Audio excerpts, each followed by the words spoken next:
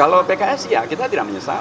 Kita sudah mengupayakan maksimal untuk mendukung Pak Anies. Kita sudah mengupayakan untuk bahkan Pak Saihu mencari tambahan kursi itu sampai Perindo datang kita minta untuk dukung. PSI datang, bahkan tawarannya Mas Gibran kan ngeri-ngeri sedap tuh.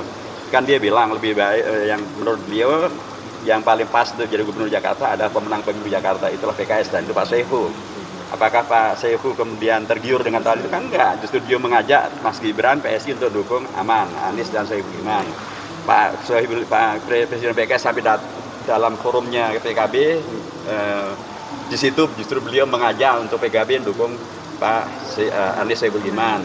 Bahkan mengajak Gerindra untuk mendukung Anies Sohibul Iman. Kurang apanya lagi? Tapi Pak, apakah Pak Anies ada konsultasi ke PKS Pak terkait Pak Anies ingin membuat partai, mengingat juga hubungan PKS dengan Pak Anies cukup baik, apakah sejauh ini ada obrolan dengan Pak Anies terkait Pak Anies ingin membuat partai itu Pak? Ya tidak spesifik tidak spesifik tentang hal ini, tapi bahkan beliau datang ke tempat saya, beliau juga datang ke tempatnya Dr. Salim, Ketua Majelis Syuro, Presiden PKS datang ke rumah beliau, saya juga datang ke rumah beliau. Itu hal yang sangat terbiasa kita datang dan kemudian kita bicarakan, termasuk diantaranya saya pernah sampaikan juga atau tersampaikan juga pada beliau tentang mengapa tidak mengambil jalur perseorangan, mengapa termasuk opsi juga membuat partai politik. Itu bagian-bagian dari yang kita sempat terbicarakan gitu ya, tapi tentu saja kita sangat menghormati apapun pilihan dari Pak Anies, apapun sikap politik Pak Anies kita hormati. Kalaupun nanti beliau membuat partai politik kita hormati, beliau buat ormas kita hormati, karena juga sudah banyak yang bikin ormas dan partai politik, dan PKS tetap biasa kerjasama dengan beragam partai politik, beragam ormas.